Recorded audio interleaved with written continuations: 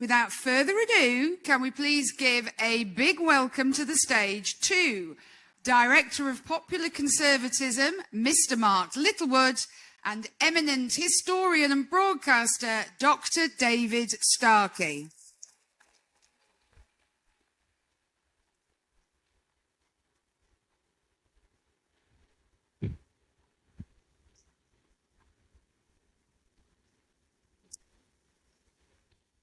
Thank you. So a tiny bit of background, and then I'll let these two eminent chaps get on. So I met Mark and David at a fringe event at the party conference last year, and the event that they hosted on behalf of PopCon was absolutely fascinating to me, and I am a public law nerd, and I was really delighted when they agreed to come and speak at this event. So, Mark, David, I know you're going to explain a little about the mission that you're on when you start your conversation, and you will be taking questions. But before I hand over to you, I'm just going to give you a sample of results of a poll that we sent to guests posing the question, what should be the immediate priorities for the new Reform UK government? I've got half a dozen here, and perhaps you might keep these in your mind during your conversation. Couldn't fit them all in, apologies. So repeal or replace all legislation that empowers identity politics. Overhaul the police forces. Cut the size of the state dramatically. Cancel net zero. Don't know what David's advice is on net zero. I can't wait. Develop a strong strategy for dealing effectively with the civil service and Whitehall. I like this one. Showing the merits of right-wing politics to future generations. And my personal favourite, work 7 days a week for the first month. So, on that energetic note, over to you chaps. Thank you. Justine, thank you. Ladies and gentlemen, thank you very much for being here. Look, I'm going to start with a little bit of an advertisement and a little bit of a question. If you haven't heard of PopCon or popular conservatism before, let me tell you why it exists. I think yesterday, was our second anniversary, or we're very close to it anyway. I wanted to ask myself a question, and the question was this. And I was asking this before the general election, a general election that looked very obvious the Conservative Party was going to lose desperately and probably deservedly. And the question was, why after 14 years of Conservative government wasn't the United Kingdom more Conservative in any aspect whatsoever? None. I mean, pick your metrics. Tax at the highest level in peacetime.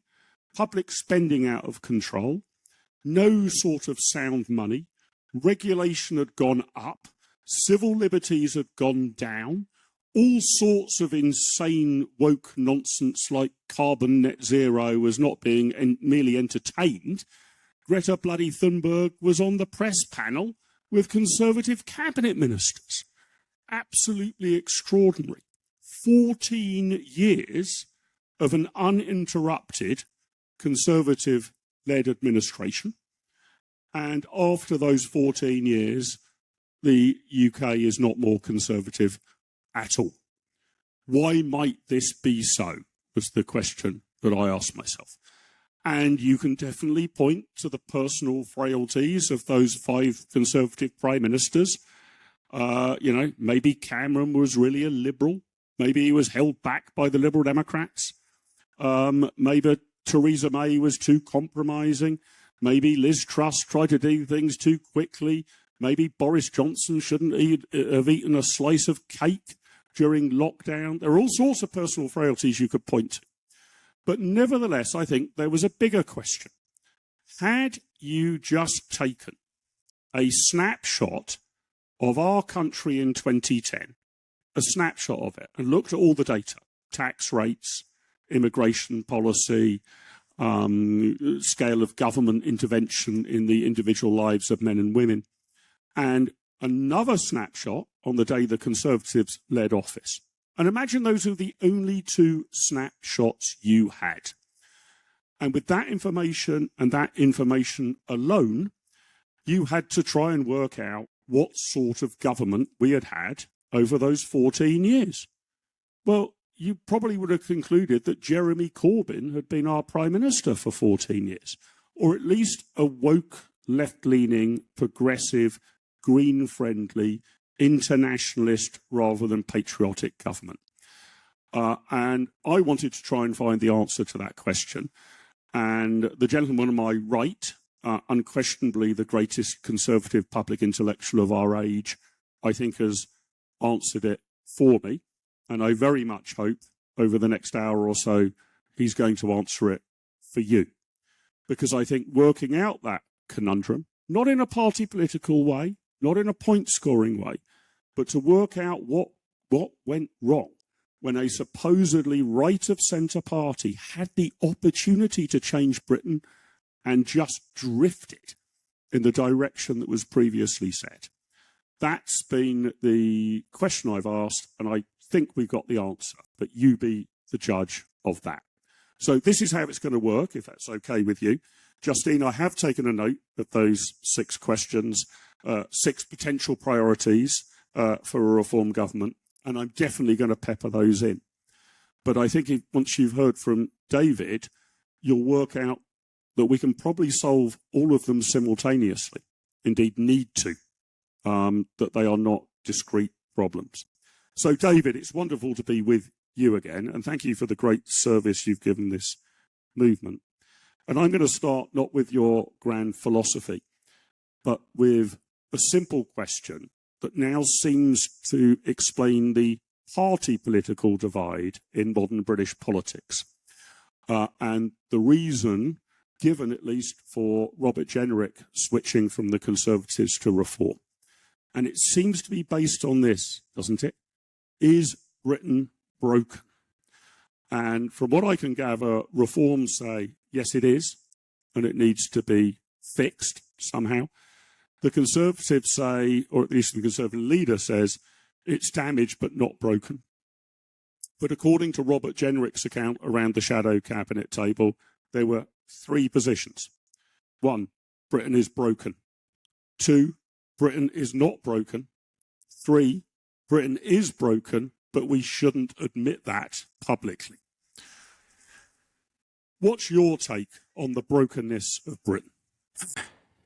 I think that to begin with saying that a country broken is to concede defeat.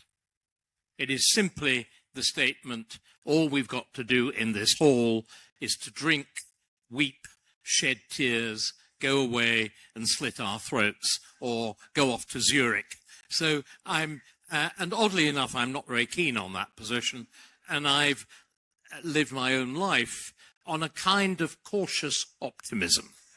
But what clearly is broken, and this is a point that was made very specifically and very clearly by one of the great, largely unrecognised Conservative brains, John Redwood, our governmental structure is broken.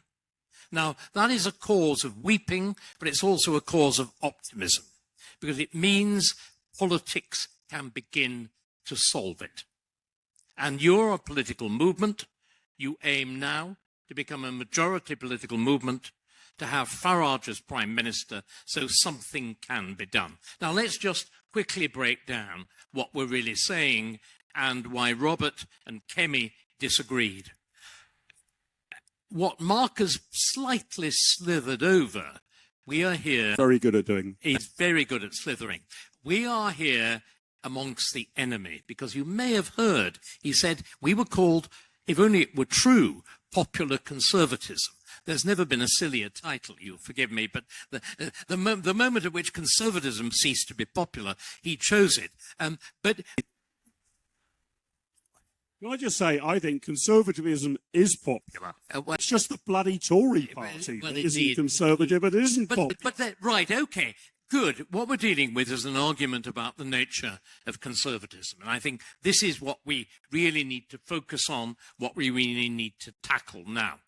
And it goes back to all the questions that you were raising in your introduction.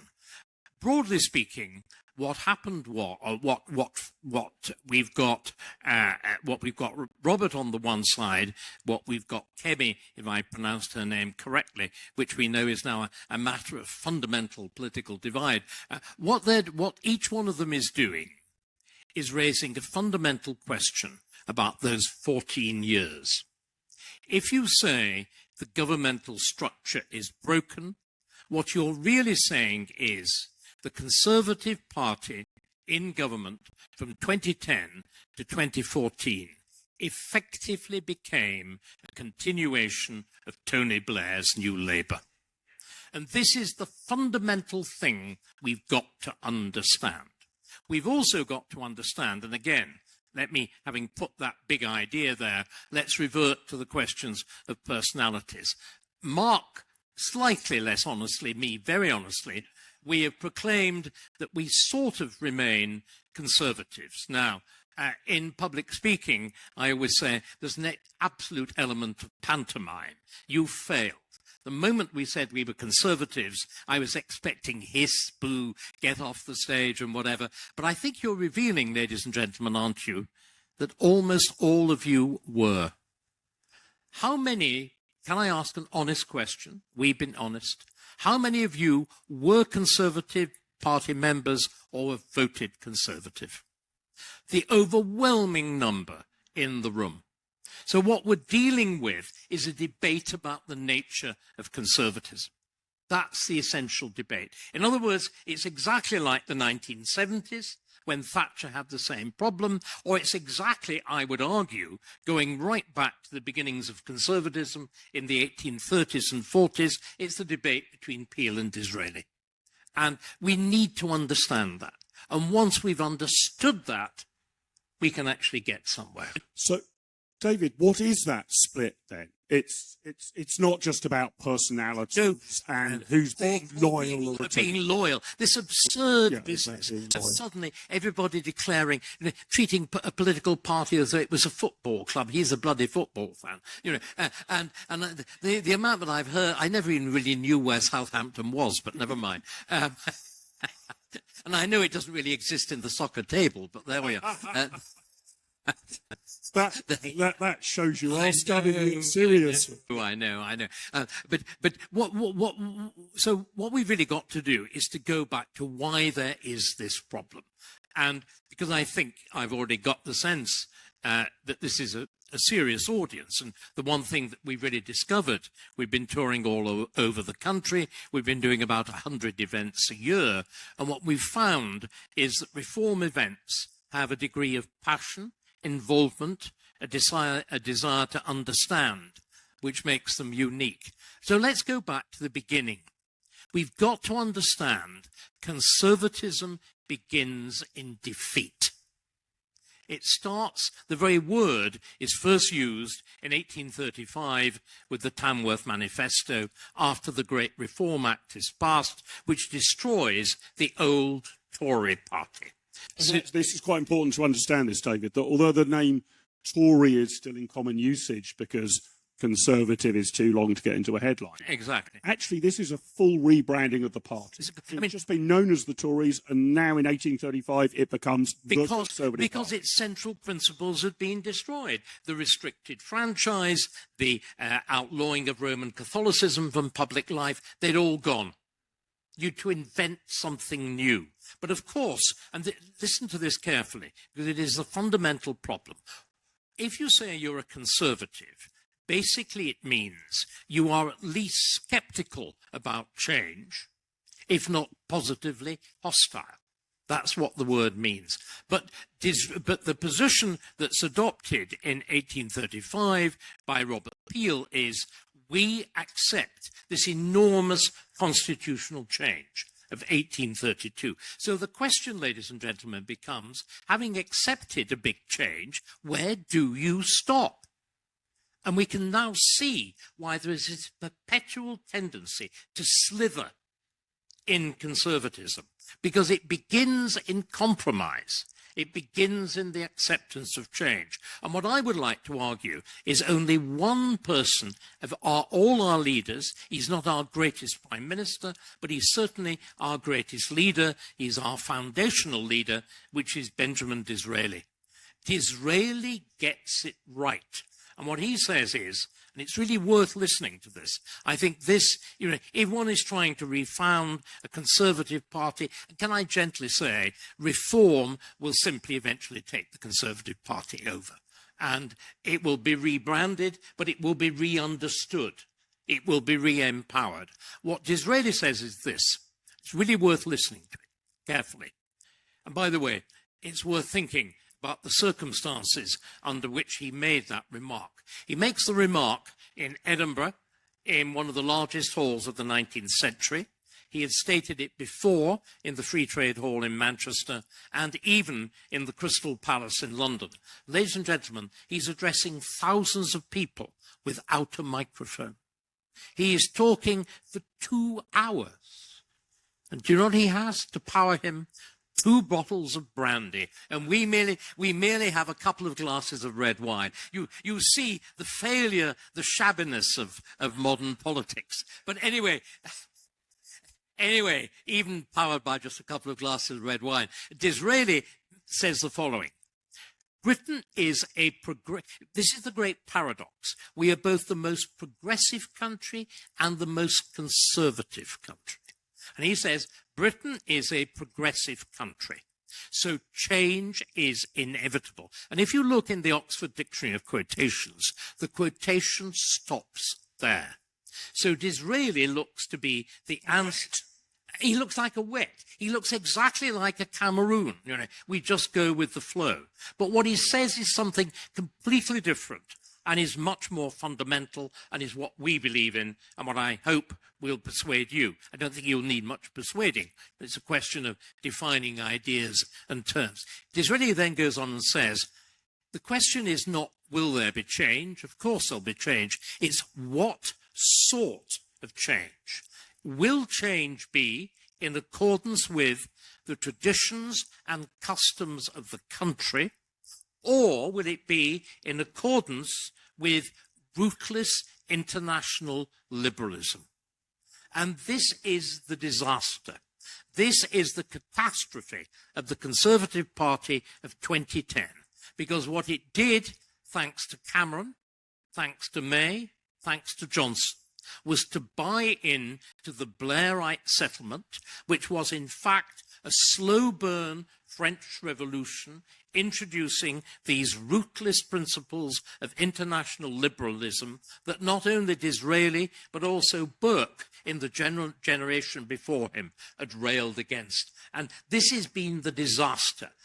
This is the disaster of the incorporation of the European Convention on Human Rights. This is the disaster of the creation of the Supreme Court. This is the disaster of an alternative principle of the Constitution alongside the sovereignty of Parliament, of the rule of law, and finally, the catastrophe of a one-word piece of legislation, the Equality Act, which is probably the most stupid statute ever put on the statute book in Britain, which is responsible on the one hand for the bankruptcy of Birmingham and on the other hand for transgenderism. How one act of Parliament can do 2 such things is truly astonishing. I think you'll find this audience are likely to agree with that.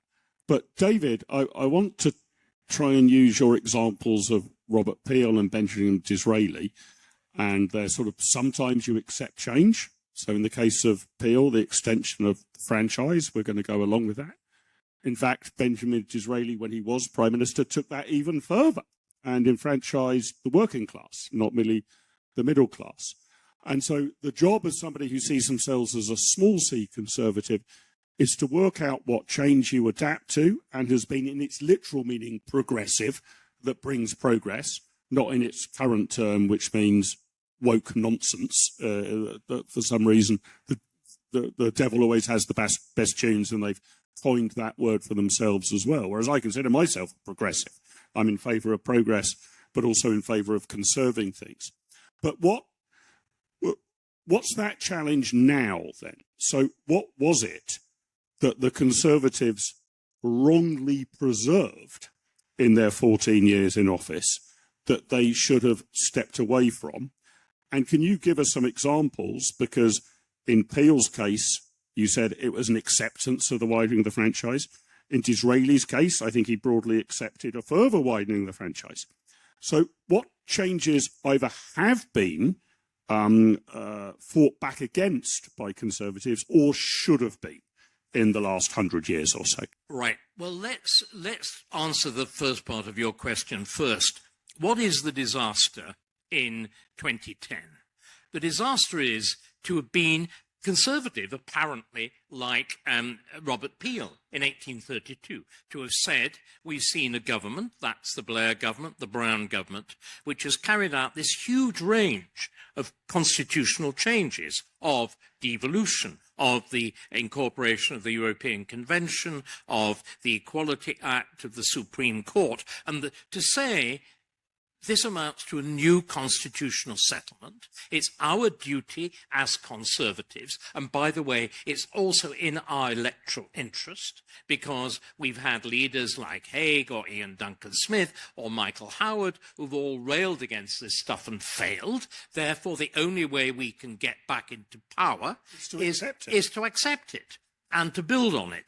And I think that what is interesting is that at exactly the moment that settlement had come apart, i.e. the financial crash of 2008, you embrace the bloody thing and wed yourself to it, apparently irrevocably. But I think to bring home to us all why this is so disastrous. Why did Disraeli further broaden the franchise in 1867? And indeed, that great speech from which I've quoted is the speech that he gives to justify doing that. Because Disraeli, like Boris Johnson, the one good thing about Boris Johnson, he recognised that it's a skilled working man. My ancestors, my father was a toolmaker, I'm ashamed to say, but his father really was a toolmaker. This is true. What I was going to say is he did a much better job. But I never thought he had it in him, but there we are. You know, my mother told, but there we are. We'll leave these little details aside. But what Disraeli was confident, and rightly confident, in the basic conservative instincts of the British working class. He understood that. He also understood that the people who are wedded to the silliest variants of international liberalism are the over-educated middle class. And that's exactly the position that we find ourselves in now. But let's look at what Blair was actually doing, because this is why no Conservative should have bought into it. What I think, again, has gone wrong with conservatism since particularly Disraeli, we've lost sight of the fact that the central fact in our history, the thing that if Britain ceases, and we hope it won't, but if it does, will be written about in the same way as the Roman Empire or the glories of Greece, we actually invented serious representative government on a large scale. That's to say, the idea of parliament, the idea of self-government of a whole nation, the idea that you are bound by law because you participated in the making of it. This, however, was complete anathema to Blair and Brown. They hated the idea of serious popular input into government. They believed that government should be a matter of two different things, the expert and the lawyer. And the entire structures of the Blairite state were designed to disempower the elected representative, the MP, in favour of the expert inhabiting the 400 and odd quangos on the one hand, and on the other hand, Blair himself, of course, being a preeminent example of this, as indeed is Starmer, the legal establishment on the other. And this is the catastrophe of those years of 1997 to 2010, and it's the even worse catastrophe that in that period of Conservative power, as you've described, from 2010, actually a government in office rather than in power, from 2010 to 2014, in every key decision, you exacerbated that. Yeah. You intensified it. You further, I think, blew it back an inch. On the contrary, you intensified.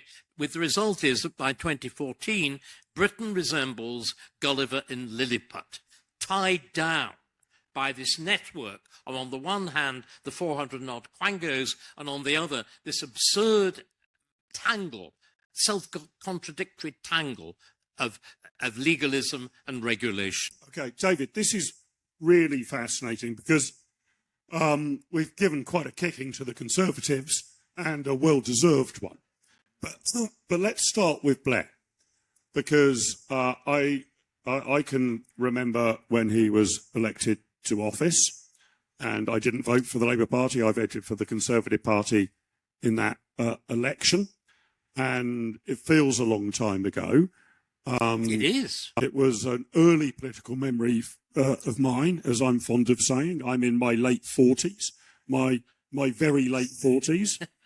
Well, I'm 53, so I'm in my extremely all his figures are just as accurate. Yes. You can see the economist in me right there. But I can remember when he was elected, and possibly even for his second term, I wasn't carried on this wave of cool Britannia enthusiasm, but there was a little part of me that thought, this is okay, you know. The Labour Party have won, and they're fairly right-wing. This is all right. I don't need to worry about Michael Foot or the Communist Party anymore. This guy's bought into the Thatcherite settlement. They're happy for hard-working people to get rich. They're happy for brilliant people to get rich. Capitalism has won. I mean, I would have preferred if the other side had won, but there didn't seem to be much in it. I think Margaret Thatcher, I don't know whether it's apocryphal or not, but, you know, it's true. Was asked to sum up in 2 words your greatest success. She said, Tony Blair. That the Labour Party had been forced into admitting the Thatcherite consensus. So I was all pretty relaxed at the time. Now, you have another story about how you experienced May 1997, which you should share with all the class, David. Should I really?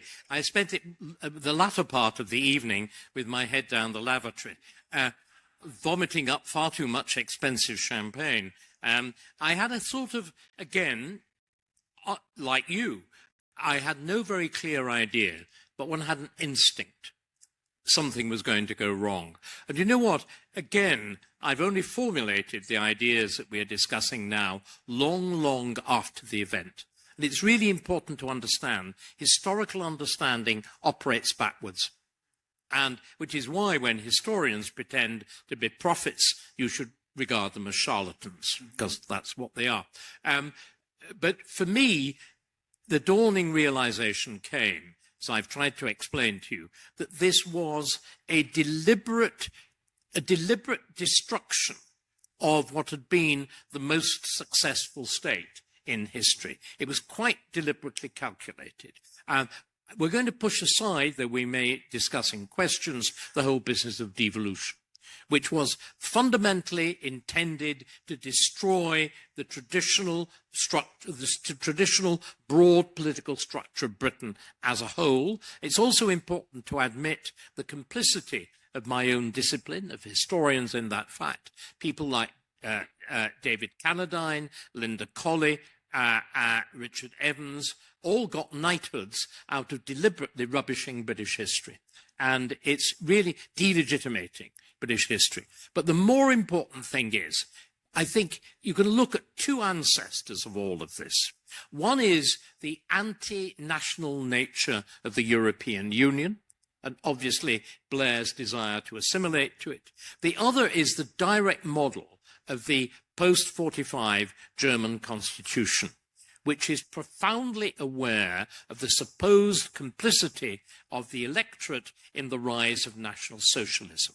So what you do is you decide democracy as the simple meaning of the word, that's to say the rule of the majority, is too dangerous because the majority can't be trusted. So what you've got to do, you've to deliberately put democracy into leading chains, legal leading chains, and experts. Put it into a smaller box and to make sure it doesn't get out, which is why you've had to invent this bizarre word populism, why the standard term of abuse that's thrown at Reform and Nigel Farage is populist. But if you bother to think about it, that's just Latin as opposed to democracy being Greek. It means should mean exactly the same thing. Right, I got the branding. We should just call ourselves the populist conservatives rather than the popular. Populist conservative. Yeah.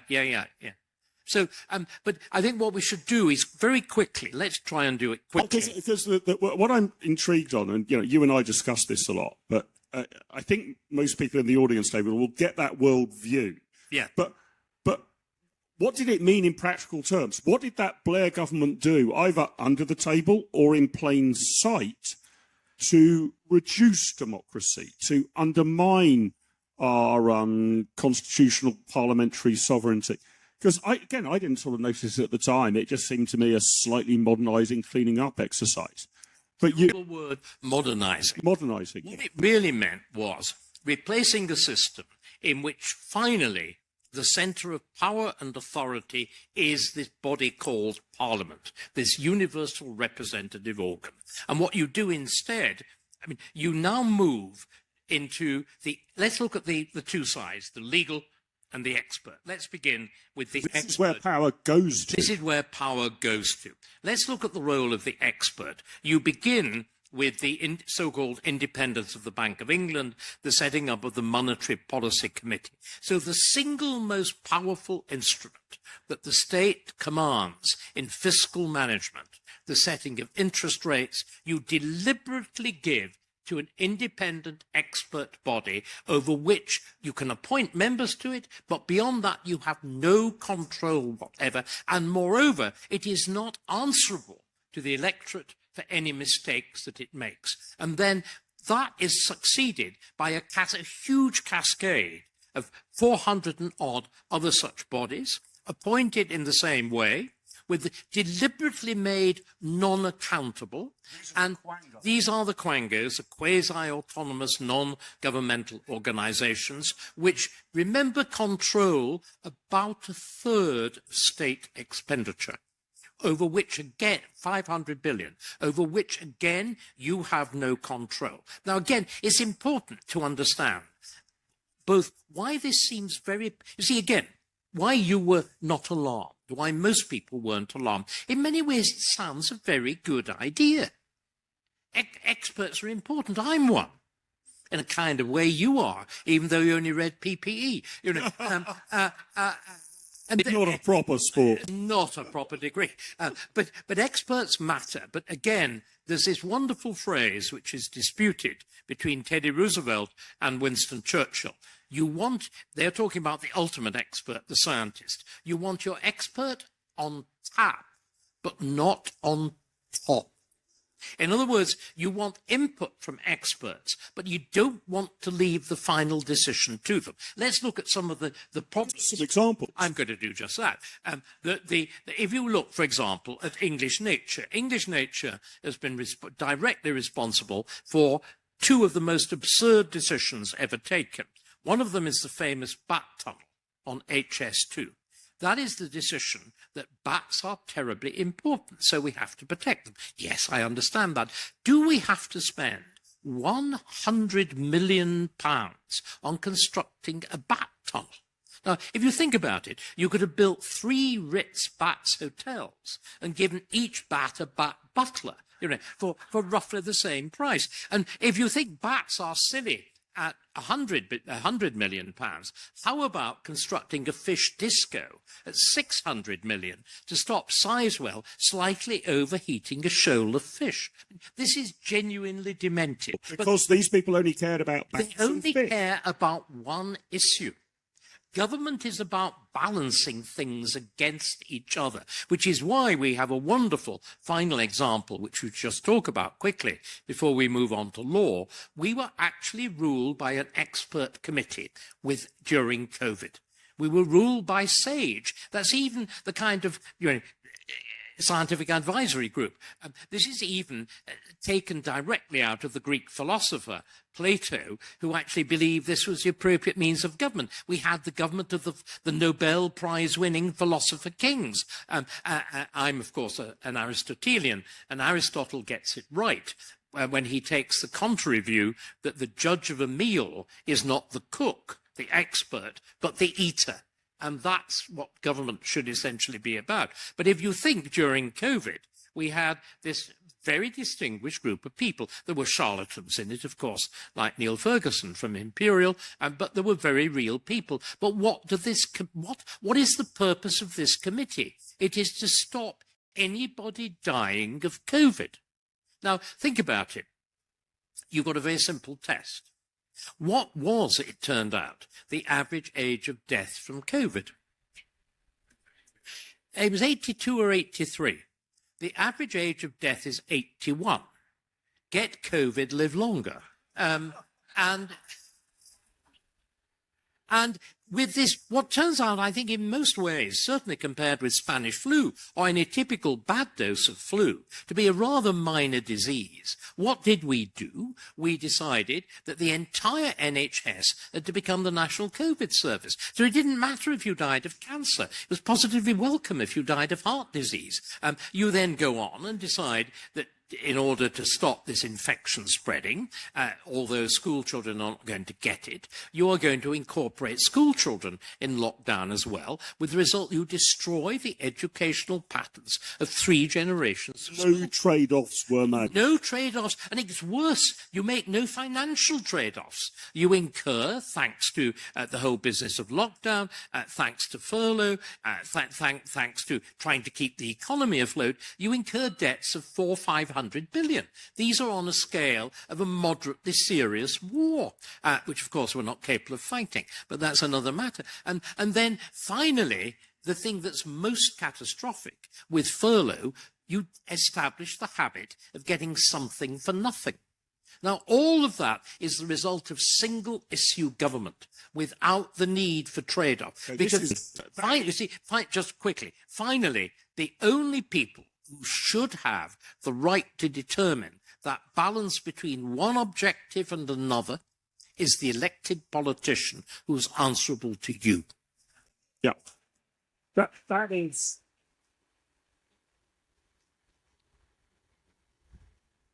I mean, that is so fascinating, and that is what happened, isn't it? I mean, I can remember those press conferences where the Prime Minister seems to be emasculated. Totally. We've just handed over power to Chris Whitty. Johnson, that's quite an Yeah, achievement. yeah. We've handed over power here to the Chief Medical Officer. They shouldn't have been on stage. It should have just been the Prime Minister, possibly the Health Secretary, explaining to the nation what was happening. But the experts weren't on tap. They were on top and on TV. Never off it. Never off And it. they look at how they've been rewarded. But there's a People second, like Chris Whitty and whatever. there's a second area, isn't there? So I get this. Blair and then the Conservatives go along with this and accelerate it. Hands a whole load of parliamentary power to SAGE, to English Nature, to the Equalities Commission, to Natural England, to the Arts Council, whatever, 400 of these bloody groups. We're now regulating football, for crying out loud. These people are going to decide how it's done. Not the market, not Parliament, these groups, 400 of them. As you say, they control a third of expenditure. I actually think it's worse than that, not in terms of expenditure, but they control, it's a guesstimate, 2/3 of the rules, right? Even if they only control 1/3 of the money, rough guess. But Parliament, our elected politicians, also bleed out on the other side of their body, right? So we've lost 2 pints of blood of parliamentary sovereignty to all these quangos, but we also seem to have lost it to lawyers and courts, which now seem to have become political. We've lost another 2 pints of blood out of the right side of our body. Quickly talk us through that. Well, here again, there's a bigger question, which is the extent to which the right has lost control of language. The left has captured language. The central issue in all of this is human rights. Now, when you mention human rights, don't they sound lovely? Don't you all feel a cosy glow inside? You know, I call human rights Paddington Bear political thought, and you can see it with a little squidgy red, sort of red pork pie hat, you know, little sweet brown manila luggage label with a rather shaky handwriting, Peru, and a little bit of string round the neck, battered leather suitcase, this utter sentimentality. But what you've got to do is to penetrate behind your inner Rory Stewart. You've really got to get behind. And I think that's going to be too difficult for most people in this room. We're trying to get everybody to think imaginatively. So you've got to get behind it. And also let's be serious. We may indeed be wasting our time in that we're already persuading the converted. But a lot of the country isn't converted. Your job is to convert them. And without that conversion, we will get nowhere. So the great problem is that the idea of human rights since 1945 has absolutely embedded itself in our minds. But think what it actually means. If you believe there's a thing called European or universal human rights, you mean there's a universal man or woman.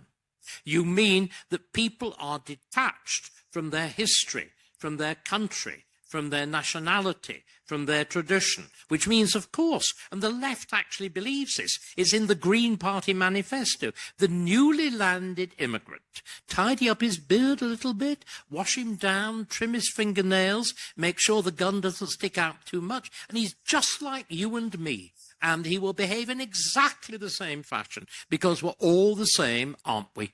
And we know this is a lie. But our law now incorporates this. This is the catastrophe. And it's really important that we understand the disaster of the incorporation of the ECHR in English law, because the ECHR is an extraordinary document. It's a product of the immediate heady aftermath of the Second World War, in which even people like Churchill and Quentin Hogg believe in world government and universalism and all the rest of it.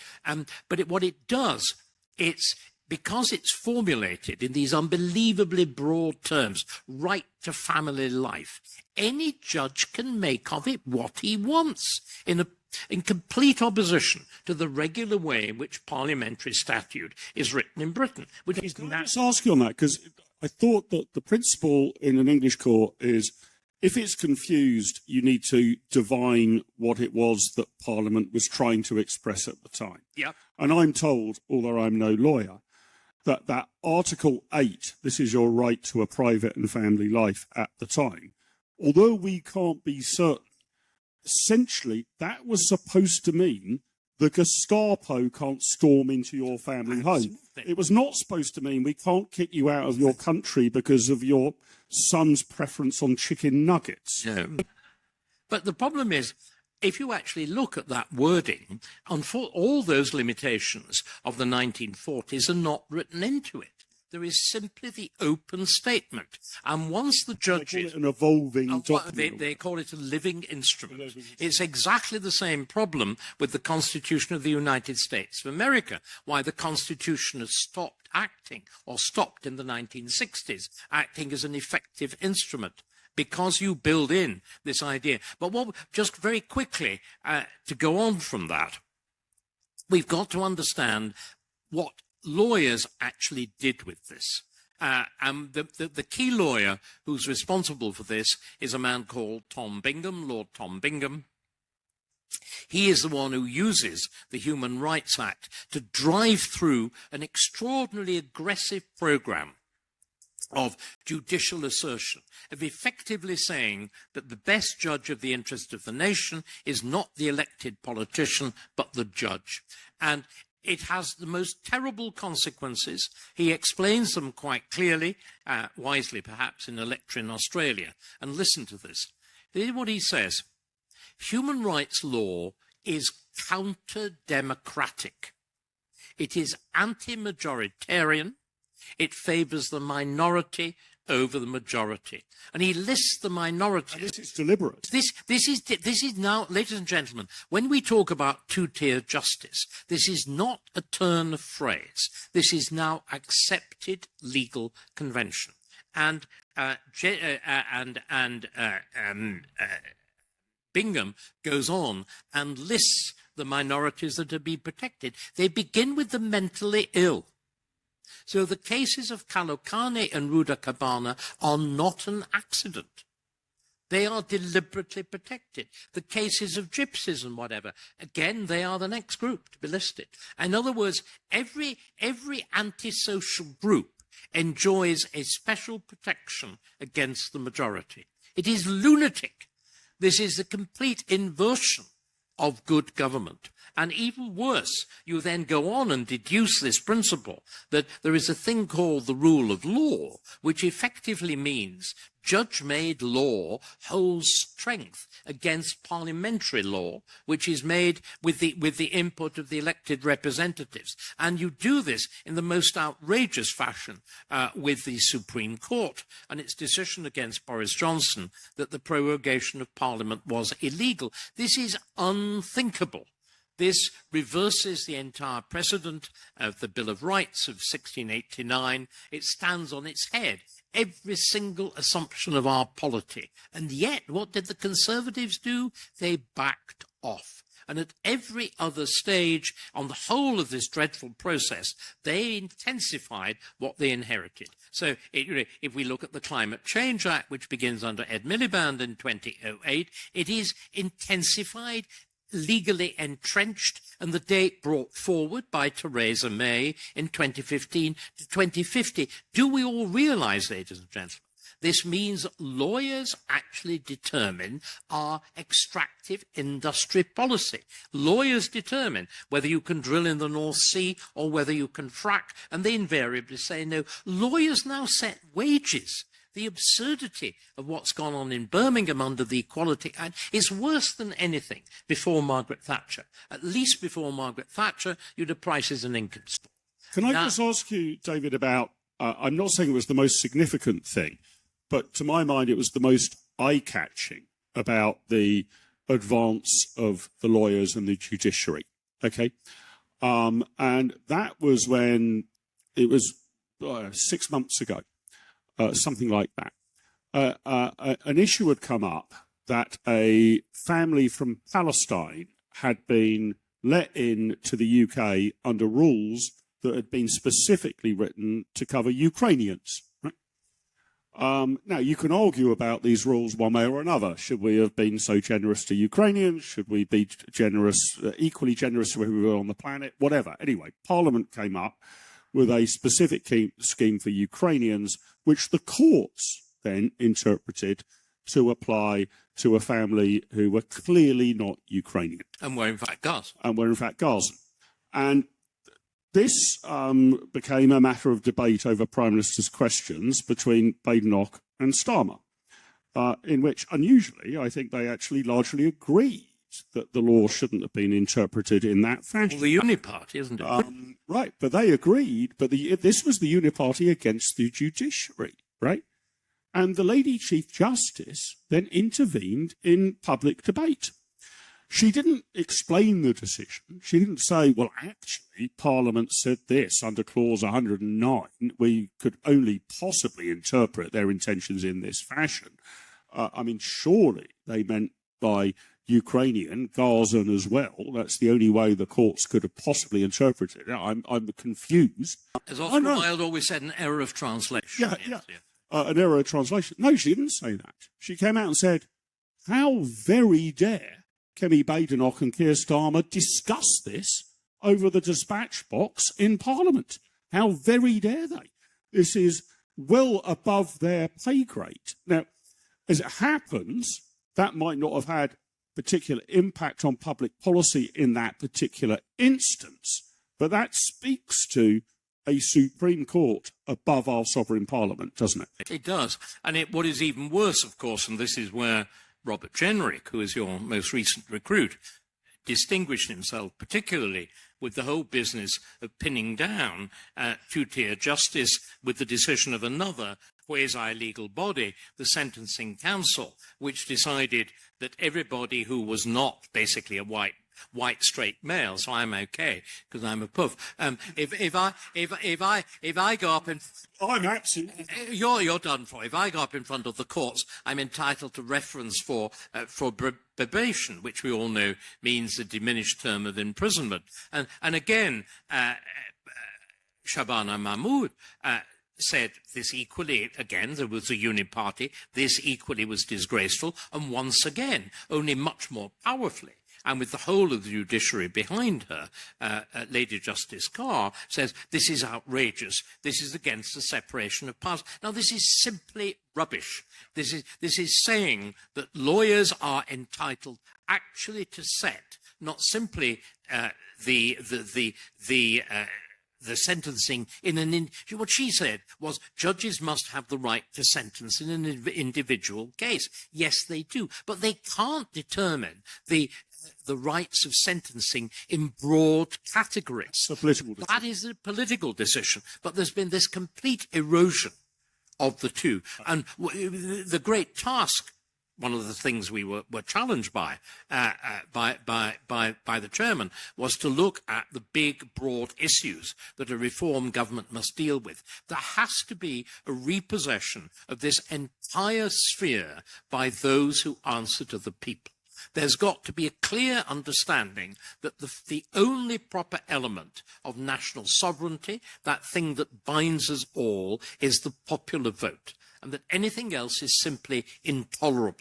But this will require an astonishing act of courage, that there is now an entire state structure against that view.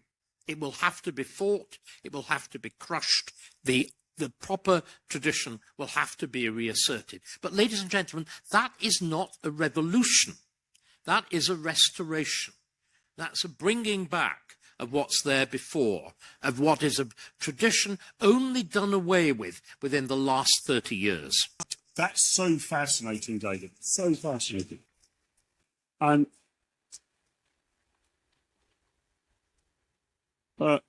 just before I come back to Justine with a range of questions from the audience, I'm conscious that I didn't weave in those that she asked. I thought I'd do it for you. Well, you did a little. You did a little. But I'm not surprised that members of Reform UK have asked these questions, which I scribbled down quickly. One was to get rid of DEI, essentially. One was reform of the police force, shrink the state, cancel carbon net zero, get the Whitehall and the civil service under control. Have a clearer white right-wing vision. Justine, remind me if I've missed one. Oh, work 7 days a week in the early months. What's the... All of those are, I describe these as retail propositions. I totally understand that you want all of those done. Those all seem to me to be fairly reasonable demands in the last case of those who formed the government, but in every previous case of what the government should do. But what actually needs to happen? So forward wind to the world in which Reform do win a majority at the next general election, whenever that comes. What's it need to do? Does it need to have this kind of laundry list of 128 problems it needs to solve?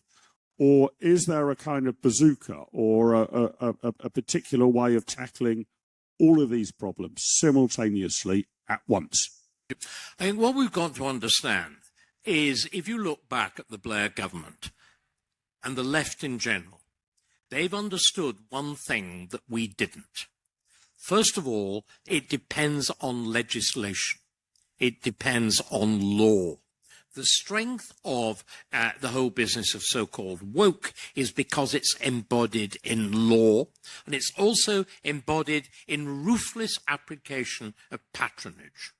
And so the first two things that a reform government has got to do is, first of all, to embark on a radical programme of repeal. Just like Margaret Thatcher in 1979, you've got to undo before you do. You've to cut trade union power. You've to denationalise industry and whatever that was then. Now you've got to tackle those pieces of landmark legislation of the Blair government. You've got to repeal the incorporation of the ECHR. You've got to undo the Equality Act. You've got to undo the Constitutional Reform Act. There is the Equality Act, and more or less the last act of all, which is the one that affects the terms of service of public servants and whatever. All of that has to be undone. It's probably got to be undone at once, because each one of these things supports the other. They're intertwined. It's like a hydra. And then the other thing you've got to do is to use patronage ruthlessly and brutally. If the Quangos or whatever of them survive, you've got to pack them.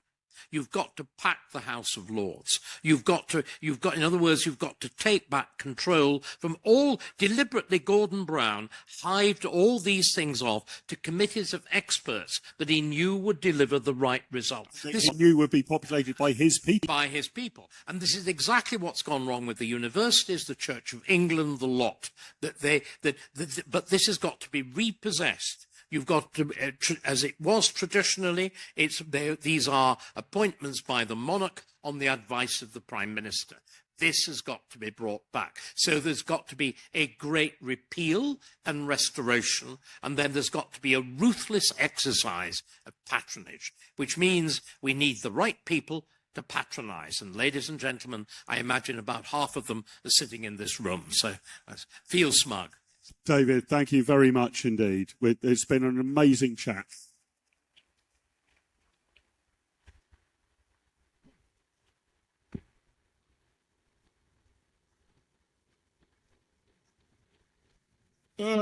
Justine, you've got pre-prepared questions. I should just say, as Fiona Bruce says on Question Time, we have not had sight of them. Is that true? We have not had sight of them.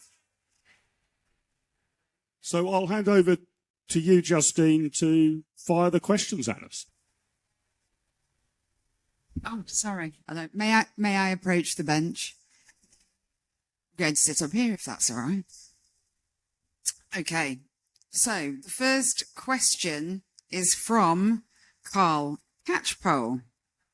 And I have a very, Jamie Waldron, I hope Jamie's here. There's a question from, Jamie's here, wonderful. And the last question is highly controversial, and that's Richard Sear. And we're going to put some, I'm just letting the people know so they can be very clear what their questions are. And I think we've got until about 10 o'clock. So if we run out of pre-prepared questions, then we'll throw it over to the audience. And Mark does have a rule for how questions need to run. Can you just share that? So I share this rule in every event I'm at, but particularly those with David. I appreciate people wish to share their opinions, make interjections, give a commentary, sometimes give a lecture.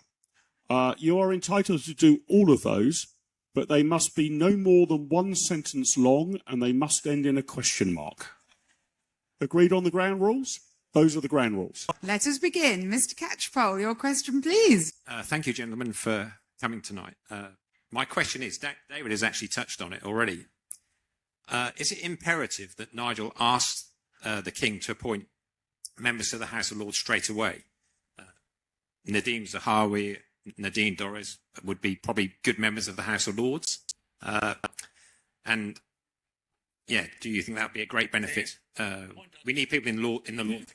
Got it. I mean, well, I think we're going to take 3, David. Okay, right, we're doing that. Sorry. Yeah, we're doing. Yeah, yeah, Jamie's next. Are you ready, Jamie? Oh, you get the mic right. She's here, Alice. Oh, by the way, Alice, who's been amazing at helping organise this event, Alice has got a question. I've just read it. It says test. So I'm not going to ask Alice to do a question. See, that might be a very good. It might be a very good one. Jamie. Yeah, thank you both. Yes, my question was that history suggests 2 broad responses to either pressure or injustice on a society. So in some cases, so like the French Revolution, society gets angry and it erupts and it's very reactionary. And in other cases, perhaps like Britain's own response to the French Revolution, it's a very muted response. It's very depressive and people accept the defeat and the decline. So my question really is for modern Britain, which trajectory do you think Britain is going down? And does that depend on the party in power in 2029? I think he broke the rules, but we'll let him off. I think we're going to save Richard for a moment until the end, because he does have the killer question. I've got an anonymous question, which I'll read on behalf of the submitter. In 1974, Anthony Fisher wrote a book called History Must Repeat Itself, ? What is your answer to that question? And how do we increase individual choice and reduce compulsion in Britain today? Okay. David, I'll share my thoughts here as well, rather than just being the MC, but I think I'll start with you on each of them. So the House of Lords, what is to be done about that if you imagine a scenario in which the party balance, the ideological balance in the Commons is not reflected in the Lords at all? Reform, I think, have one peer. I'm told they may get a second before too long. But, I mean, this is hardly representative of the support that Reform has in the polls, and that's not likely to tick up measurably. So, again, in the scenario in which they win the election, do you flood it? Do you abolish it? Do you trim it? Do you keep banging on about the Salisbury Convention in the hope that you can get things through without too much ping-pong? It goes to your patronage point a bit, I guess. Yeah, I think the position's quite clear, and there are clear precedents in both 1832 and 1910, in other words, moments of absolutely shattering political change. The Crown was brought to agree that if the House of Lords did not back down, because the House of Lords is the heart of it's a quangocracy. It's the quangocracy in urban, and it's not actually urban. It's called Miniver. It's actually rather moth-eaten rabbit fur, but there we are. If they will not back down, there has to be a mass creation. And I think, probably bearing in mind the need for speed, I would actually go for the mass creation first. I don't think the Salisbury Convention will hold, that it is only a... Remind people what the Salisbury... The Salisbury Convention is that if something is... It's worked out from the 1940s onwards and increasingly refined, but broadly it amounts to, if there's an explicit commitment to a piece of legislation in the party manifesto, the House of Lords will not oppose it in principle, but it reserves the right to amend. But of course, that can be used to infinitely delay. So I would go for mass creation. That's really interesting. I had considered the House of Lords to be one of, but probably not one of the principal blocks on a reform government were one to happen. I think, and I now think I'm wrong. I think you are. I think you are wrong. And I'll tell you for why I think I'm wrong. I mean, that probably I've watched too many episodes of Yes Minister, so I assume it's all Sir Humphrey Appleby who's the problem.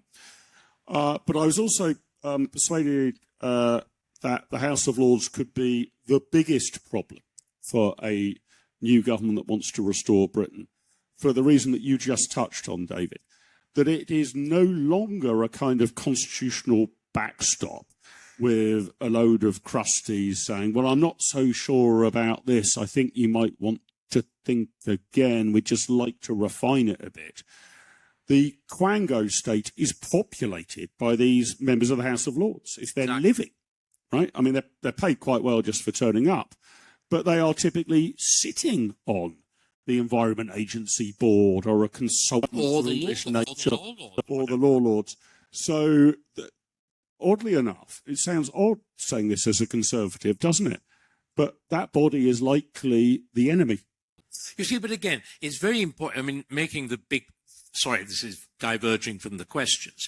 This, again, we risk falling into the trap of 2010, that what you do is you conserve a recent unjust settlement in the name of continuity, rather than looking back at the big picture and the fundamentals, which is why the debate that's going on between Jenrick and Badenoch is actually so important.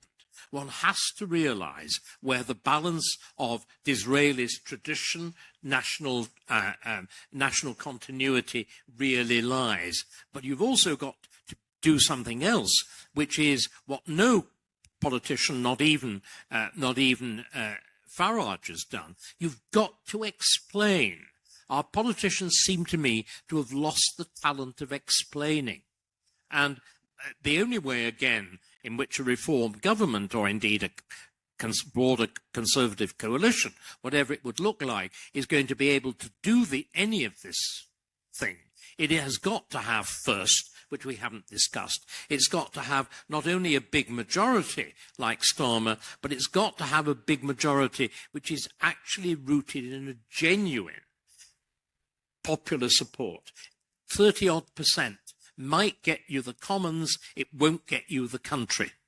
Especially if everybody's a superannuated local council. And all They of need that. to be true believers. There has to be that broader support. But I think it even goes beyond that. You need what I would like to see. And this again, I know you're all engaged in a frantic process of building a political party from scratch, but we are going to need something like the Vote Leave campaign. We're going to need a broad campaign of national persuasion. These issues, we see, because we travel so widely, you can feel this sense, the terms, you're the one, Mark, who has picked on this word again, make America great again. The important word is again. Is again. It's a reversion to something. It's a restoration. And similarly, we want our country back. There's an awareness that, and this is a profoundly conservative feeling, that you've been robbed of something recently. We're not calling for a revolution. Again, my blood freezes when I hear people calling for Oliver Cromwell. Do you know what you're calling for God's sake? I mean, the unspeakable Puritan revolution of the 1650s, abolishing Christmas, I mean, a military dictatorship, arbitrary justice, the rule of major generals. Monstrous. But that goes a bit into Jamie's question, which is revolution or muted response. I mean, actually, the Starkey position is it's not a binary choice. You can restore. It's interesting you just touched on Cromwell. We had a revolution, but he was our one and only great protector. Yeah. We walked it back. We walked it back deliberately. You see, I think, again, Jamie, the text that brings the real position home most clearly are the two great works of Edmund Burke, the Reflections on the Revolution in France and the Letter on the Regicide Peace. And in the Letter on the Regicide Peace, written against Pitt, when he makes peace with Napoleon, what he argues is France will only recover if it restores properly, if it undoes these horrors of rootless international liberalism. And of course, France was never able to do that. And France has never established political stability. You're on the Fifth Republic, and we're about to get the Sixth, if indeed it remains a republic. You've already had two empires, two monarchies, and because the French believe in inventing extraordinary things, a prince-president thrown into the mixture, and that's in 200 years. And so, ladies and gentlemen, all of this talk of revolution, please not. Revolutions are catastrophic. They invariably preserve the worst features of the old regime. That's what they do. They don't restoration, not we revolution. need restoration, not revolution. And then I think that the last question was 1974. History must repeat itself, right? Now, you've already touched on this, David, to some extent. But what was intriguing in the remaking of the Conservative Party or the Tories from Tamworth onwards, Disraeli and the rest, was the mid-1970s were a point of complete reinvention of the Conservative Party. The approach of Ted Heath, certainly in the last 2 years of the 1970 to 1974 government, in which a range of people served, like Margaret Thatcher and Keith Joseph, but upon defeat, the party was ideologically reconstructed at speed. I'm assuming that's what the question is touching upon. What's the right analogy there? Or are we comparing apples with pears? Or has the Conservative Party not learnt the lesson of what needed to be done after the wake of its defeat 50 years later? I think that the analogy of Margaret Thatcher and Keith Joseph in terms of the need to recognise that the Conservative Party has to escape from a period of uni-party rule is absolutely right. And what is very clear, and in complete contrast, the position that Badenoch has adopted, Thatcher understands that. And you get Keith Joseph. Keith Joseph uses language astonishingly similar to Robert Jenrick. I know I effectively wrote the speech, but there we are. And what essentially Keith Joseph says is, just quickly to fill in the background, when Churchill comes, again, it's exactly this business of preserving what you shouldn't preserve. When Churchill comes to power in 1951, he knew he should have reversed the changes of the Attlee government. He does nothing. And moreover, there's a very considerable strand of Conservative Party thinking, headed by R.A.B. Butler, that chimes completely with Labour Party thinking as represented by Hugh Gaitskell. A uniparty. And interesting enough, Hugh Gaitskell had been to a much grander public school than the Tory, but that's another matter. And that continues really right up to the middle of the 1970s with nationalisation, prices and incomes policies, the worship of the NHS, the whole Keynesian economics, the whole thing. And it's Keith Joseph in 73, 74, who writes this extraordinary pamphlet in which he says, I call myself a Conservative. I hadn't been a Conservative. I'd been a member of a Conservative government which had done nothing Conservative. And then you get that extraordinary readdressing of this from 74 to 79. The thing which is, so that approach is the right approach that we take. But the actual, the content of it, I think, is a much more debatable one. Because constitutional rather than economic. Now the problem is constitutional, then the problem was economic. Yeah. But it's the same, it's to reinvent yourself rather than just say we're under new management. To restore yourself, exactly. Yeah. Okay. Justine, sorry, we'll take some more. So I'm just going to give some names, but I'm going to pull a bit of rank and ask a question myself, it's okay. So you've talked a little bit about quangos. So my question is, I think you've got a theory, Mark. I think you think there are 3 things that we should do to quangos to deal with them. It's a bit of a slice, dice and thrice, I guess. So that would be my question. And then we've got a question coming from Councillor Mike Westman. We have Mrs. Jessica Owen, which is a very detailed question, so perhaps you could truncate it a little. And I think Peter Freeman's got a question, and then the final audience question is from Richard Sear, which is the one that might be a little bit controversial. The Councillor Westman? Mike Westman? Councillor Mike Westman, is he here? Thank you. Anybody else who I've named, if you could put your hands up, that would be very helpful. Jessica Owen?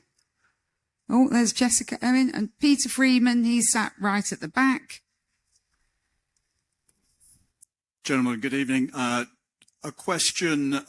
question is, what should an incoming reform government do to stem the rising tide of anti-Semitism in today's Britain? Thank you. Jessica next, is that right? Jessica. Oh, yeah.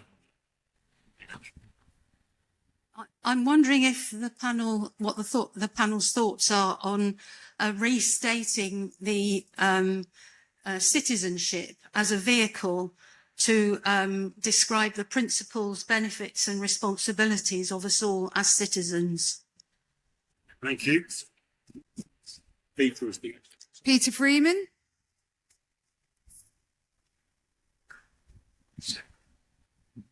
Hi there. Question really is, how can reform remove the Golgafringians from the public sector? Remove the golden Golgafringians. It's Douglas Adams.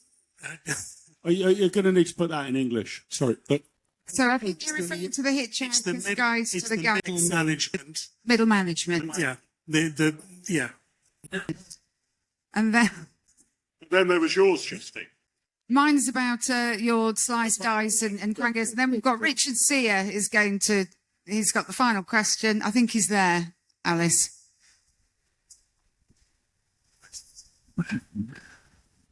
How do we successfully argue against the notion that Reform UK will only be successful if Nigel Farage remains at the helm of the party? So, David, quite an eclectic mix there. Let's start with Mike and anti-Semitism. I'm going to be honest with you, I haven't got a solution here, really. I'm just horrified by what's unfolding. I think there was a poll today saying 61% of Jews in Britain no longer feel safe and are actively considering leaving the country. Now, I can't directly compare this to Kristallnacht in Germany, but I wouldn't be surprised if the numbers are about. This speaks to a true horror, doesn't it? It does. So what's the government response to that? Because I also don't want another quango for a commission for racial equality and religious minorities. Just to put the 1930s stuff in context, and this is a populist point rather than a really well thought out one, on LBC today, if you haven't seen it, there's a great caller, I think his name's Darren, he phones into the Nick Ferrari show, and Nick Ferrari's a presenter who's I'm ideologically sympathetic to. But the guy who phones in says, I'm really confused here. Why is the Labour government continually accusing Reform of being fascist?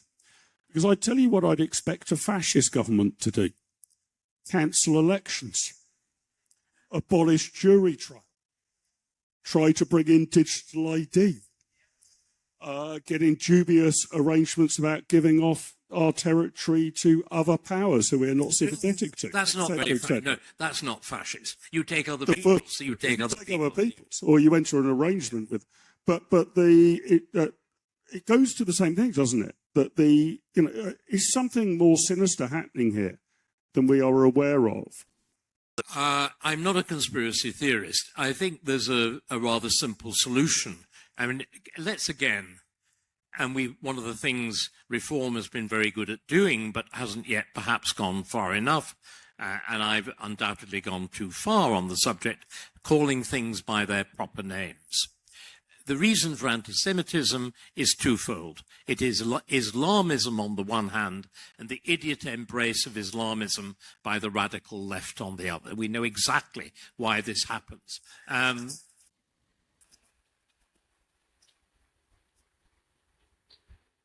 And what we need, and again there is great precedent in British history, we need to take a religion which pretends to political power under political control. The only question is how we do it. One method would be to resort, and if there are Roman Catholics here, they will forgive me, but there was a period of time when Roman Catholicism was also associated with the murder of political leaders that it didn't like, in which the Pope claimed to be able to make and unmake rulers, and so on. And in Britain, we came up with a series of solutions which didn't involve persecution, but which involved the control of religious leaders, the importation of religious legislation, and so on. I would be in favour of reviving and adapting that legislation to deal with Islam.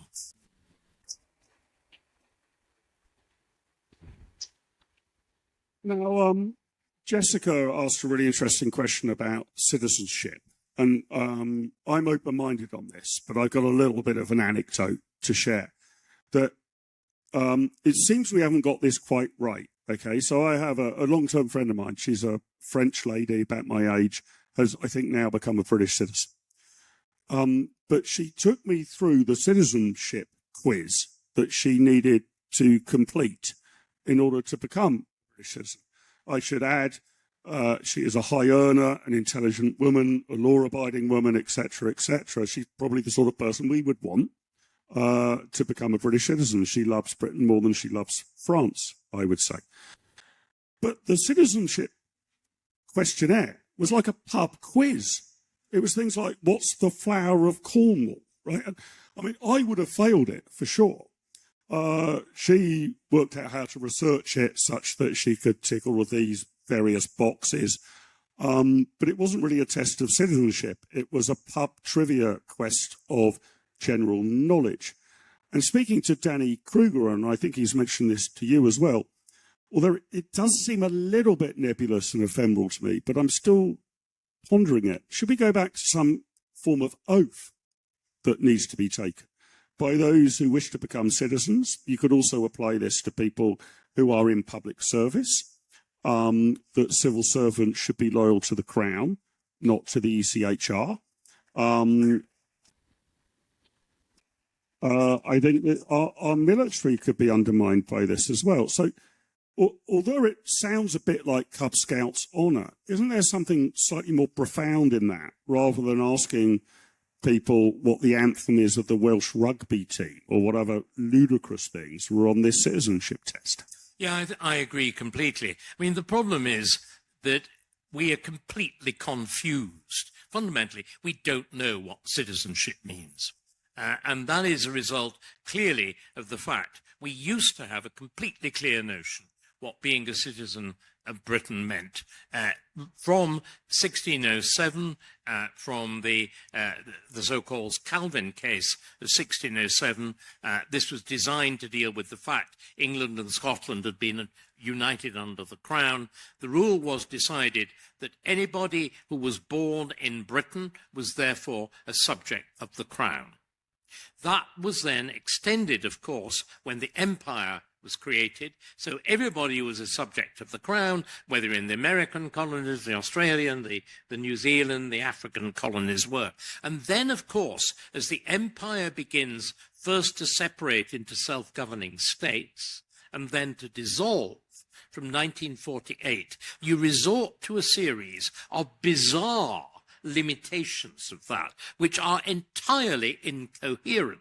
This is the problem. We've now got a completely incoherent view of citizenship, as exemplified perfectly with that dreadful man, Alaa el-Fatah, the man whose testimony for British citizenship was to say he particularly hated the British, who were, of course, responsible for all the wicked things in the world. And what's interesting is, when he was put up for a prize, the Israelis instantly said, gosh, this man has said all sorts of anti-Semitic things, and he was prevented from getting the Sakharov Prize. When he's up for British citizenship, the British state thinks it's completely normal to say you hate Britain. Why are we so masochistic? Because after all, most of them do. The entire structure of our social sciences in the universities is based on hating the West. Yeah. We've got ourselves into this mad world. But I think el-Fatah was particularly interesting. And again, we don't realise just how ludicrously accidental his citizenship. It depended on two things. The fact that his mother had been born here in 1956 to parents who were research students, and she'd lived here from the age of 0 to 2. There's then a series of legislation subsequent to that, which says, as well as a man who was born here, as well as children conceived in wedlock, a woman or a child not conceived in wedlock can also claim citizenship. But that stops in 1984, and he's born in 1982.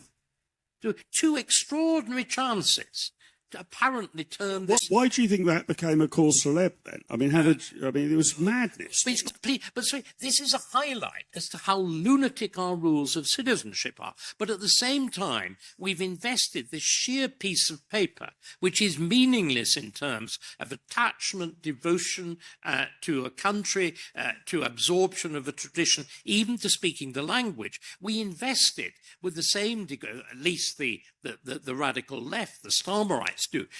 We attach it with the same degree of seriousness that Palmerston did. So we feel, but this man is a completely accidental citizen of Britain, and yet the left says we must send in the gunboats. The equivalent of it, Civis Britannicus sum and whatever. We've got to rescue this man from an Egyptian jail. So there's a total incoherence.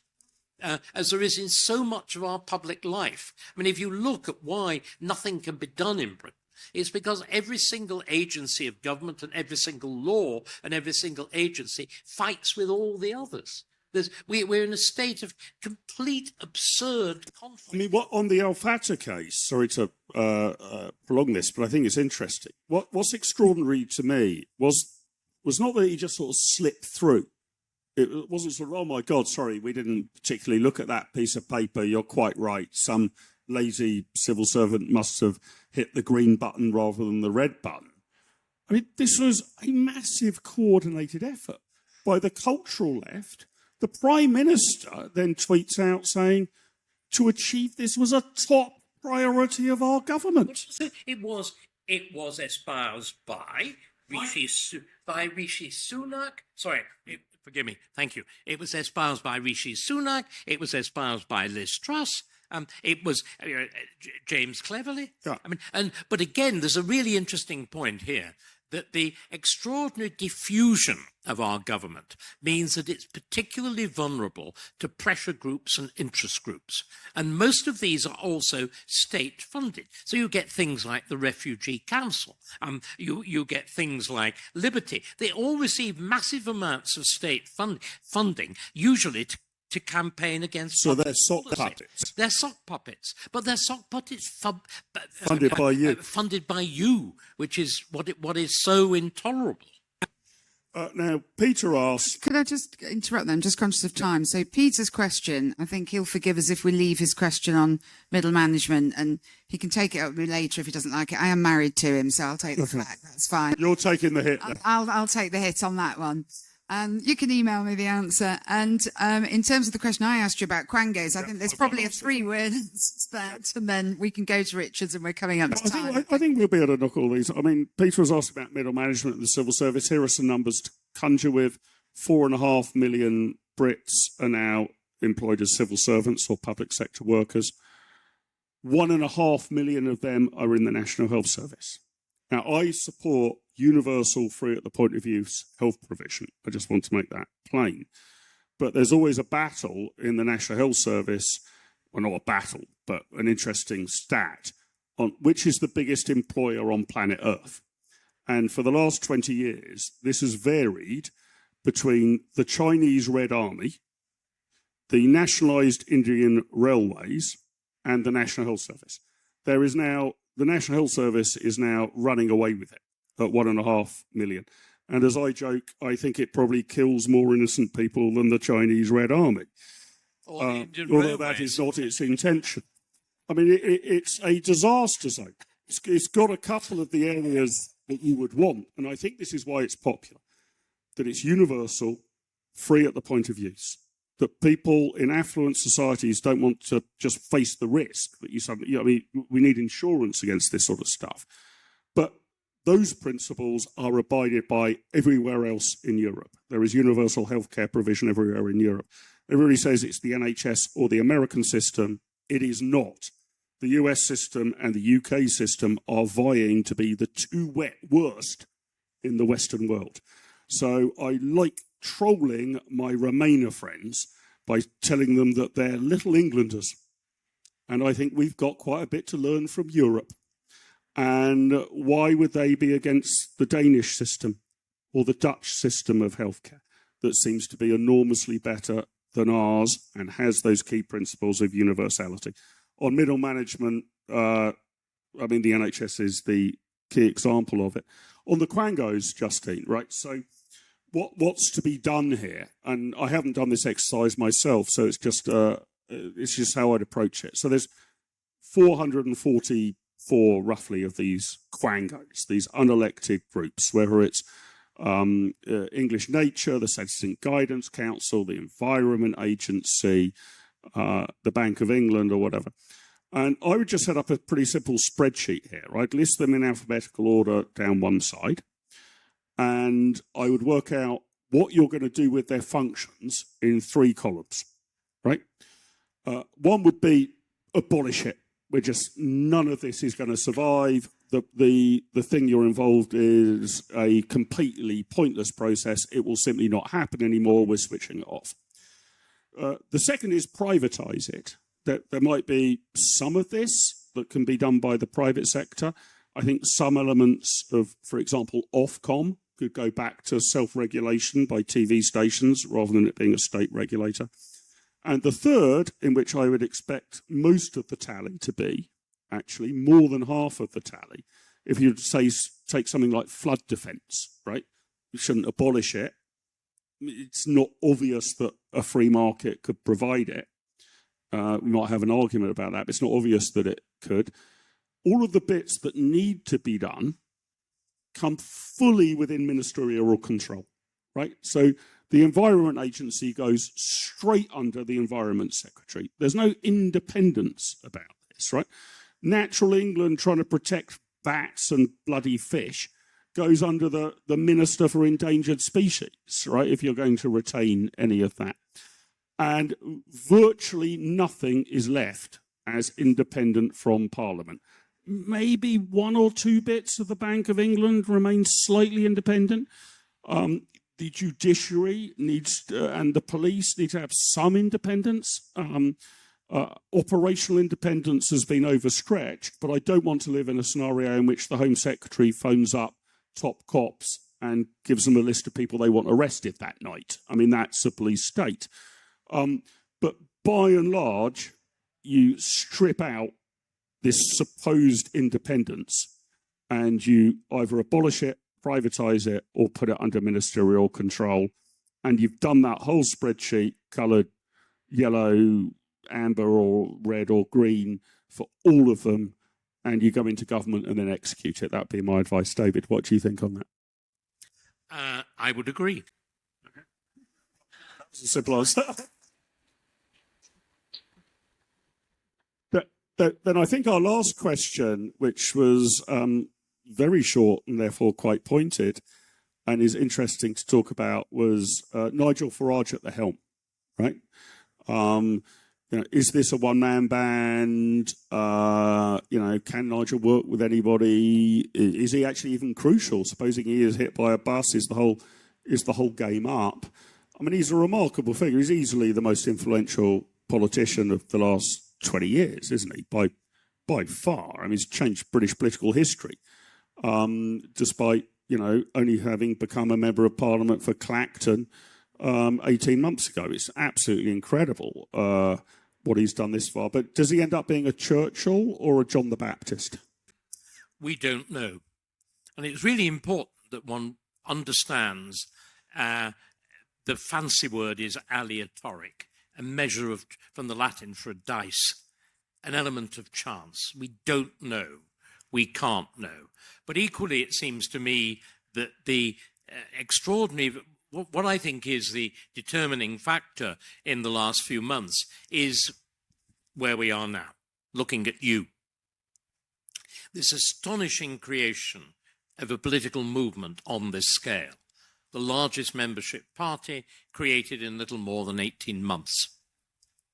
And I think that again, the calibers, and I am sounding very unlike Starkey in that I'm being openly flattering, but it's not. I'm simply trying to convey what the experience that Mark and I have had. It is the astonishing levels of organisation, of commitment, of enthusiasm, of innovation that we've seen. And this, I think, is something that will continue. I also think that reform itself, and Nigel, perhaps a little bit too used to being a one-man band, has not actually used as well as it could be. Because the only way that finally Farage will make the impact that I think he wants to make, I think he would like to be a prime minister who has a status, because what he's been able to do, he's been a kind of Archimedean lever. He's been able to lever the political system from the outside. I think correcting the Conservative. Very much usually correcting. And what I think he would like to do is that last chapter of the career in which you do what I've been talking about, that great repeal and restoration, and put the thing back on the right path. But I think obviously that will be the point at which he would probably want to stop and to hand over. It will be a moment of genuine nobility. And I think perhaps, and again, let me be honest, I've had a lot of doubts about Nigel. Anybody with rational would. Look, no, being very serious. If you look at the record of the apparent inability to work with people of similar talent, good friends should be honest friends. This is not sneering. This is not chipping away at the margin. This is saying what I hope will be helpful to success. I think the very fact that people like Robert Jenrick, in particular, and Dennis Danny Kruger have been recruited. These are figures of a simply different level from whom he's worked with before, and I think they offer extraordinary prospects of that kind of fulfillment. Again, one uses perhaps overground language of a genuine mission, of a genuine moment of national transformation. Because, ladies and gentlemen, I think why you're in the party, I think why you've helped to create it, certainly the reason Mark have been doing what we are doing, we all, in one way or another, and with different degrees of conviction, of certainty, of hope, of fear, we all recognise we're in a moment of genuine national crisis, and that if good citizens don't act, 1,000 years and more will disintegrate. We've just got to hope, I suppose. He is our best hope at the moment. We've got to hope it's fulfilled.